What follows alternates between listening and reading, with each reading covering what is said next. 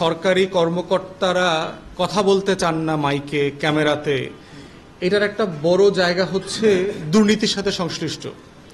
কারণ যখনই কোনো কর্মকর্তা মাইকে কথা বলবেন তখন বাকিরা জানবে যে আসলে কে ভালো কে খারাপ, কে কত টাকা নিচ্ছে, এখানে পাইপ কাজ করতেছে না কেন, পোকা আসলো কোত্থেকে, ক্লোরিনের টাকা কয় টাকা দিয়ে কয় টাকার মাল এলসি করা হয়েছে, এগুলো সব খোলস বের হয়ে আসবে।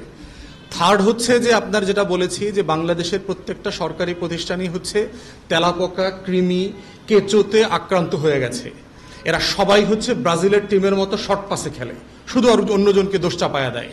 তো সেজন্য আমরা বোধ করছি যে প্রত্যেকটা প্রতিষ্ঠানকে ওভারহলিং করা দরকার এবং জনমুখী করা দরকার। যে সরকারি প্রতিষ্ঠান স্থানীয় জনগণের সাথে গণশুনানির মাধ্যমে সিদ্ধান্ত নিয়ে রাস্তা কাটতে হবে, রাস্তা মেরামত করতে হবে, গ্যাসের লাইন ঢুকাইতে হবে, বিদ্যুতের লাইন ঢুকাইতে হবে। আমার মনে চাইলো আমি রাতের আধারে 3টার সময় গিয়ে দেখবেন বিভিন্ন এলাকাতে কাজ করে দেখছি, সকালবেলা ফজরের ওয়াক্তে দেখি বিদ্যুতের লাইন লাগাইতেছে। এখন কেন লাইন লাগাইতেছে? ওই যে চোরাই লাইন লাগাইতেছে। ওই সময় দেখবেন যে গ্যাসের লাইন কাটতেছে, পাইপ কাটতেছে। তখন কেন পাইপ কাটতেছে? কারণ এরা হচ্ছে অন্ধকারে চাতক পাখির মতো চলে, জ্যোৎস্নার আলোতে চলে। এরা ইলেকট্রিসিটির আলোতে চলতে অভ্যস্ত না। অতএব এই জ্যোৎস্নার আলোতে চড়া তাকসিম খানদেরকে নতুন করে আইডেন্টিফাই করে প্রত্যেকটা প্রতিষ্ঠানকে ওভারহলিং করাটাই হচ্ছে এখন আমাদের সমাধান। এটার জন্য গণশুনানি এবং নাগরিক বান্ধব প্রশাসন দরকার। এজন্যই আমরা বারবার বলেছি, আওয়াজ তুলছি। কর্মসূচি হচ্ছে যে এর বাইরেও হচ্ছে আমরা ইতিমধ্যে বিভিন্ন প্রশাসনিক ইউনিটে যে যে এলাকাতে আপনার এই ঘটনাগুলো ঘটছে সেখানে আমরা চিঠি দেওয়ার চেষ্টা করেছি। আমরা ইতিমধ্যে ভাবছি যে আপনার এমডির সাথে আমরা ডেলিগেশন আকারে মিট করব, এই দাবিগুলো তুলে ধরব। স্থানীয় জনগণ যে যে ইউনিটে যে যে রিজিয়নে ঝামেলাগুলো হচ্ছে, স্থানীয় যে ওয়াসার অফিস আছে সেখানে আমরা স্মারকলিপি দেব। ইতিমধ্যে এগুলো আমাদের সিদ্ধান্ত হয়ে গেছে এবং আপনারা অল্প কয়েকদিনের মধ্যে সেগুলো জানতে পারবেন ইনশাআল্লাহ। মূল বিষয়টা হচ্ছে গভর্নেন্স, যে আপনি একটা জিনিস কিভাবে চালাচ্ছেন। সেটা আপনি একটা ছোট ইউনিয়ন পরিষদের সেবার কথা বলেন আর বড় রাজধানীর মতো একটা শহরকে পরিচালনা করা বলেন, দিন শেষে বিষয়টা হচ্ছে যে আপনি দেশটা কিভাবে চালাচ্ছেন। এবং সংকটগুলো কোথায় দেখেন যে ওয়াসা যেহেতু একটা স্বায়ত্তশাসিত প্রতিষ্ঠান আমাদের এলজিআরই মন্ত্রণালয়ের অধীনে, বাস্তবতা হচ্ছে যে ওয়াসার সাধারণ জনগণের সাথে সংশ্লিষ্টতা কোথায়।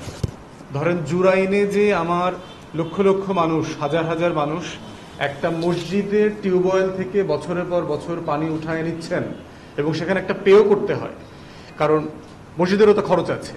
তো সেই জায়গাটাতে যে বছরের পর বছর হচ্ছে, এটা আসলে ওয়াসা জানে কিনা, না জানলে সে কেন জানে না। ওয়াসা বলছে গত এক সপ্তাহে দেখবেন যে আমরা বিভিন্ন অভিযোগের প্রেক্ষিতে বিভিন্ন এলাকাতে গিয়েছি, আমরা আমাদের পাইপলাইনগুলো চেক করেছি, চেক করে দেখলাম যে সেখানে কোনো ময়লা নাই, পোকামাকড় নাই।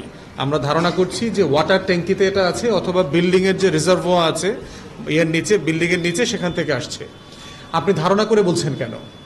আপনি ওইটা রেজলিউশন করছেন না কেন? আপনার টিম সহ এলাকাবাসীকে নিয়ে আপনি আপনার ওয়াসার পাইপলাইনটা কেন চেক করাইলেন না একসাথে? কারণ আপনি বললে হবে না, তো এলাকাবাসীরও তো আস্থা থাকতে হবে যে হ্যাঁ আপনি এটা ভালোভাবে চেক করেছেন, পাইপলাইনে আসলে সমস্যা নাই। সমস্যা কোথায়? বাড়িওয়ালার। তো ঠিক আছে, সবাই মিলে বাড়িওয়ালার ট্যাঙ্কিতে যান, বাড়িওয়ালার রিজার্ভার চেক করেন, সবাই মিলে করেন, ওইটার ভিডিও করেন, ভিডিও করে ভিডিও এভিডেন্স দেন যে আমরা এইটা চেক করেছি, চেক করবার পর কিছু পাওয়া যায় নাই, আমরা বাড়িওয়ালার ট্যাঙ্কি চেক করে পোকা পাইছি, আমরা বাড়িওয়ালার মাটির নিচের রিজার্ভার চেক করে পরিষ্কার হয়েছে গত এক সপ্তাহের মধ্যে, কিন্তু পোকা ঠিকই আসতেছে। রাইট। তাহলে কোথায় আছে এই জায়গাটা? একটা গুরুত্বপূর্ণ জায়গা হচ্ছে যেটা আমার সহকর্মী বলেছেন যে খোরাখুরির কারণে কিন্তু এই সময়টাতে উপদ্রবটা বেশি হয়, যেহেতু অপরিকল্পিত, সবাই ইচ্ছামতো খুঁড়তেছে এবং সেই জায়গাটাতে আপনার ওয়াসার যে পাইপলাইনটা আছে সেটা ক্ষতিগ্রস্ত হচ্ছে। আমরা বোধ করছি যেহেতু এখন কোনো স্থানীয় সরকার নাই, আপনার ফ্যাসিবাদ বিরোধী আন্দোলনে সক্রিয় ছিল এমন কাউন্সিলরদেরকে যদি পাওয়া যায় বিভিন্ন শহরে, পৌরসভায়, আমরা তাদেরকে বারবার বলেছি যে পরামর্শের উপরে ভিত্তি করে একটা কমিটি করে তাদেরকে নিয়োগ দেওয়া দরকার। যেখানে নাই সেখানে হচ্ছে নাগরিক সমাজের প্রতিনিধি আকারে দেওয়া দরকার, যারা গণশুনানির মাধ্যমে বিভিন্ন সেবাকে এনশিওর করবে, ওয়াসার সাথে বসবে, ডেসার সাথে বসবে, বিদ্যুতের সাথে বসবে, তারপরে সিটি কর্পোরেশনের সাথে বসবে। এখন যেটা হয়েছে যে বাংলাদেশের নাগরিকরা হচ্ছে একটা এতিম রাষ্ট্রের নাগরিকে পরিণত হয়েছে। তার কেন্দ্রীয় সরকারের সাথে স্থানীয় সরকারের কোনো যোগসূত্র নাই, তার অভাব অভিযোগ শুনবার মতো কোনো প্রতিষ্ঠান নাই। রাষ্ট্রীয় প্রত্যেকটা প্রতিষ্ঠান হচ্ছে লুটেরার প্রতিষ্ঠানে পরিণত হয়েছে। একটা দুইটা উপরে এমডি চেয়ারম্যান পরিবর্তন হয়েছে, কিন্তু নিচের যে সিন্ডিকেটের কথা ভাই বলেছে, অ্যাবসোলিউটলি এই টোটাল সিন্ডিকেট হচ্ছে যারা লাইনম্যানের কাজ করে, বিদ্যুতে বলেন, পানিতে বলেন, গ্যাসে বলেন, টোটাল সিন্ডিকেট হচ্ছে লাইনের সিন্ডিকেট আর হচ্ছে বিল দেওয়ার সিন্ডিকেট। আপনি দেখবেন যে ভূতরে বিল আসে, প্রায় আমরা শুনি 3 মাসের বিল 3 লাখ টাকা আসছে, অথচ আসার কথা 3000 টাকা। আপনি দেখবেন সাডেনলি আপনার গরমকালে একটা এসি চলে, সেখানে বিল আসে 11,000 টাকা, ডিসেম্বরে আসতো 33,000 টাকা। তো ডিসেম্বরে তো 33,000 টাকা বিল আসার কথা না, তাহলে বিলটা কোত্থেকে আসছে? আবার আপনি বিল দিয়ে আসছেন, আপনার কাছে রিসিট আছে, পরের মাসে 3 মাসের বিল সহ বকেয়া রিসিট পাঠাইছে, না হলে আবার লাইন কেটে দিচ্ছে। প্রচুর ব্যবসায়ীরা আমাদেরকে অভিযোগ করছে যেই লেভেলের ইউনিটে, তা ওখানে আপনারা জানেন যে থ্রেশহোল্ড আছে, যে কত হাজারের কত ইউনিট খরচ করলে আপনি কোন থ্রেশহোল্ডে পড়বেন। যিনি কম থ্রেশহোল্ডে পড়ার কথা, এইরকম একজন ব্যবসায়ীকে একটা উপরের থ্রেশহোল্ডে পাঠায় দিচ্ছে, পাঠায় দিয়ে তাকে 23 লক্ষ টাকা বেশি গ্যাসের বিল দিতে বাধ্য করেছে। তা না হলে লোকজন নিয়ে আসছে, এখনই লাইন কেটে দেব। এখন একটা রপ্তানিমুখী গার্মেন্টস ইন্ডাস্ট্রি, যিনি হাজার হাজার কোটি টাকার ব্যবসা করেন, তখন তাকে চিন্তা করতে হয় যে আমি এখন 23 লাখ টাকা দিয়ে গার্মেন্টসটাকে বাঁচাবো কিনা, আমার 17,000 শ্রমিক আছে, আমি তাদেরকে বেকার করে দিব কিনা। এইভাবে জিম্মি করে করে বাংলাদেশের প্রত্যেকটা রাষ্ট্রীয় প্রতিষ্ঠান একটা দৈত্য দানবে পরিণত হয়েছে গত 5 দশকে।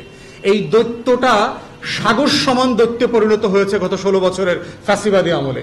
তাই ইউনূস ভাই এখানে কারেক্টলি পয়েন্ট আউট করেছেন, সমস্যাটা হচ্ছে গভর্নেন্স, যে আমরা আসলে শাসন করতে পারছি না, আমরা প্রতিষ্ঠান পরিচালনা করতে পারছি না। তাই আমার সহকর্মীর সাথে আমিও একমত যে বাংলাদেশের প্রত্যেকটা প্রতিষ্ঠানকে ওভারহলিং করা দরকার সিরিয়াসলি। পাইপলাইনে যেভাবে পোকা ঢুকেছে, আমাদের প্রত্যেকটা রাষ্ট্রীয় প্রতিষ্ঠানে এরকম কেঁচো আর কৃমিতে ভরে গেছে। অতএব ওই ওয়াসা ডেসাকে যদি আপনি কেঁচো এবং পোকামুক্ত, তেলাপোকা মুক্ত করতে না পারেন, পাইপলাইনকে তেলাপোকা মুক্ত করা সম্ভব হবে না। তাই এটা হচ্ছে বাংলাদেশের আগামী দিনের সেবা এবং সমস্যা সমাধানের রাজনীতি, যেটা এবি পার্টির পক্ষ থেকে আমরা বারবার বলছি এবং বারবার বলে যাব। জনগণের যেখানে ভোগান্তি আছে সেখানে আমাদের আওয়াজ থাকবে, এবং অন্তর্বর্তীকালীন সরকারকে বলছি, ইমিডিয়েটলি আপনাদের দায় দরদের রাজনীতির যে গল্প তুলছেন, সেই গল্প যে বাস্তবতা, সেই গল্পে যে আপনারা বিশ্বাস করেন, আপনারা 1400 শহীদের গণ অভ্যুত্থানে বিশ্বাস করেন, সেটা প্রমাণ করার সময় আসছে। এই পোকামাকড়ের ঝামেলা থেকে হাসপাতালে যে লক্ষ লক্ষ মানুষকে ভর্তি হতে হচ্ছে, বাচ্চাদের ট্রিটমেন্টের পিছনে যে কোটি কোটি টাকা অপচয় করতে হচ্ছে ফ্যামিলিগুলোর, তাদের পাশে এসে দাঁড়ান, সমস্যার সমাধান করেন, দায় নিতে শেখেন। দায় নিতে পারাটাই হচ্ছে রাজনীতি, দায় নিতে পারাটার নাম হচ্ছে সুশাসন।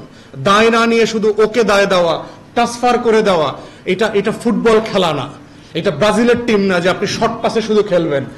আপনাকে দোষ দেওয়া হচ্ছে, আপনি বিল্ডিং এর মালিককে চাপায় দিচ্ছেন, ট্যাঙ্কিতে চাপায় দিচ্ছেন, রিজার্ভারে চাপায় দিয়েছেন। এই ব্রাজিলের ফুটবল খেলা বন্ধ করেন, এটা নাগরিকদের জীবন মরণ ইস্যু।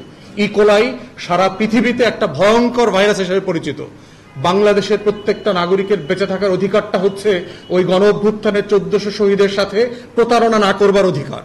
অতএব সেই জায়গায় আমরা অন্তর্বর্তীকালীন সরকারকে আহ্বান করছি, যা যা করণীয় ইমিডিয়েটলি করেন। যদি ক্যাবিনেট বসা দরকার ক্যাবিনেট বসেন, অন্তর্বর্তীকালীন সরকারকে বলছি ইমিডিয়েটলি করেন। দেরি করে আমার কোনো নাগরিককে আর ভোগান্তি বাড়াবেন না। চতুর্থত হচ্ছে ক্রিমি টাইপের, ডায়রিয়ার পরে যে কৃমি হয়, এই কৃমি টাইপের কিছু জিনিস, ছোট ছোট পোকামাকড় পানিতে ভাসছে। পঞ্চমত আমরা দেখেছি যে কিছু পোকামাকড় আসছে যেগুলো মৃত, এবং ধারণা করা হচ্ছে যে আপনার যেহেতু পানিকে এখানে ওয়াটার ট্রিটমেন্ট করা হয়, আমাদের যে কোনো শহরের আরবান যে ওয়াটার ট্রিটমেন্ট প্ল্যান্ট আছে, এটার মাধ্যমে অধিক পরিমাণে যদি ক্লোরিন দেওয়া হয়, তাহলে ওই পাইপলাইনে যত পোকামাকড় থাকে সেগুলো মারা যায়। তো সেই মারা যাওয়ার পোকামাকড় যেমন আছে, আবার ক্লোরিনেরও অধিক পরিমাণ ব্যবহার করবার কারণে আপনার গন্ধ বের হচ্ছে, ক্লোরিনের গন্ধ আছে। মোটা দাগে হচ্ছে এগুলো হচ্ছে অভিযোগ, এবং এই অভিযোগের আমরা কেন আসলাম? গত 16 বছরের ফ্যাসিবাদী আমলে আমরা দেখতে পেয়েছি যে বাংলাদেশে প্রকৌশলী তাকসিম নামে এক ভদ্রলোক এইখানে দায়িত্বে ছিলেন ওয়াসা। 2009 সালে আওয়ামী লীগ ক্ষমতায় আসার পরে তাকে এখানে এমডি হিসাবে নিয়োগ দেওয়া হয়, এবং দফায় দফায় বাংলাদেশের ইতিহাসে কাউকে চুক্তি বাড়িয়ে বাড়িয়ে এত লম্বা সময় কোনো স্বায়ত্তশাসিত প্রতিষ্ঠানের দায়িত্ব দেওয়া হয় নাই। সর্বশেষ আমরা দেখেছি 2023 সালে তাকসিমের মেয়াদ এমডি হিসাবে আরো 3 বছর বাড়ানো হয়েছে। আপনারা দেখেছেন যে উনি আমেরিকান নাগরিক, ছেলে মেয়ে পরিবার সবাই ওখানে থাকেন এবং বছরের 3 মাস 4 মাস 6 মাস উনি দেশে থাকতেন না। করোনার পুরো সময়টা ওনার ব্যাপারে অভিযোগ ছিল যে উনি বাংলাদেশে ছিলেন না, উনি আমেরিকাতে ছিলেন এবং দুদক ইতিমধ্যে তদন্ত করে ওনার বিরুদ্ধে মামলা করেছে এবং টোটাল যে গভর্নিং বডি ছিল ওনার ম্যানেজমেন্টে আরো 10 জনকে এই মামলার আসামি করা হয়েছে। অভিযোগ করা হয়েছে যে ন্যূনতম 5,000 কোটি টাকা লুটপাট করেছে তাকসির এবং তার সময়কার যে সিন্ডিকেট ছিল। ওয়াসাতে যারা দেশপ্রেমিক, সৎ, ভালো পেশাদার ইঞ্জিনিয়ার ছিলেন, কর্মকর্তারা ছিলেন, তারা যারাই তার বিরুদ্ধে এগুলো কথা বলবার চেষ্টা করা হয়েছে, মিনিস্ট্রিতে অভিযোগ করবার চেষ্টা করা হয়েছে, উনি তাদের সকলের কেরিয়ার খেয়ে ফেলছেন এবং জীবন অসহনীয় করে ফেলেছেন। অনেকের 24 ঘন্টার নোটিশে চাকরিচ্যুত করেছেন এবং পেনশনটা পর্যন্ত দেননি। তো সেই বাস্তবতায় আমরা দেখেছি গত 16 বছরে আপনার প্রায় 25,000 কোটি টাকার বিভিন্ন প্রকল্প হাতে নেওয়া হয়েছিল আওয়ামী আমলে। সেই প্রকল্পগুলো আসলে কি হয়েছে? আপনারা জানেন যে ড্যামরা শ্যামপুরের এখানে একটা সুয়ারেজ প্ল্যান, ট্রিটমেন্ট প্ল্যান করা হয়েছে, চায়না সেখানে ইনভেস্ট করেছে। এই হাজার হাজার কোটি টাকার সিম্পলি কোনো হিসেব নিকেশ নাই। তাহলে অবভিয়াস কোশ্চেন হচ্ছে যে আজকে ভোক্তারা যেখানে এসে যে অভিযোগগুলো করছেন, এটার হিস্টোরিক্যাল রিয়েলিটিটা কোথায়, এটা শুরুটা কোথায় হয়েছে এবং কেন হচ্ছে? রাষ্ট্রের ট্যাক্স পেয়ারদের এত টাকা এত বছর ধরে খরচ করবার পরেও কেন এই সিম্পল ন্যূনতম অধিকার আমার দেশের নাগরিকরা পাচ্ছে না? ন্যূনতম বিষয়, একজন নাগরিক তার পানি খাওয়ার অধিকারটা হচ্ছে একটা ফান্ডামেন্টাল রাইটস। আমাদের কনস্টিটিউশনে খাবারের কথা বলা আছে, খাদ্যের কথা বলা আছে এবং এই খাদ্যের ভিতরে সলিড, লিকুইড সব ধরনের খাবার পড়ে। অতএব সেই বাস্তবতা আজকে সকালেও একজন সাংবাদিক ভাই উনি আমাকে পাঠিয়েছেন যে ভোক্তারা ওনাদেরকে পাঠিয়েছেন টেলিভিশন চ্যানেলে যে খাবারের পানির মধ্যে আপনার কিভাবে জোট পাওয়া যাচ্ছে, বিভিন্ন পোকামাকড় পাওয়া যাচ্ছে সেগুলো নিয়ে। এবং একটা টিউবওয়েল, মসজিদের একটা টিউবওয়েল দিয়ে পুরো এলাকাবাসী, হাজার হাজার লাখ লাখ এলাকাবাসী একটা টিউবওয়েলের পানি ব্যবহার করছেন। তাহলে ওয়াসাকে এখন আসলে কি করা দরকার? এবং আমরা যারা নাগরিক আকারে ভোক্তাদের জীবন মানকে সহনীয় করতে চাচ্ছি, যাদের আমাদের লড়াইটা হচ্ছে সেবা এবং সমস্যা সমাধানের রাজনীতি, ঠিক সেই জায়গা থেকে আজকে আপনাদের মাধ্যমে আমরা দেশবাসীকে, ঢাকাবাসীকে, নগরবাসীকে বিভিন্ন এলাকাতে জানাতে চাচ্ছি যে আসলে এবি পার্টি কি বোধ করছে, কি করণীয় আছে।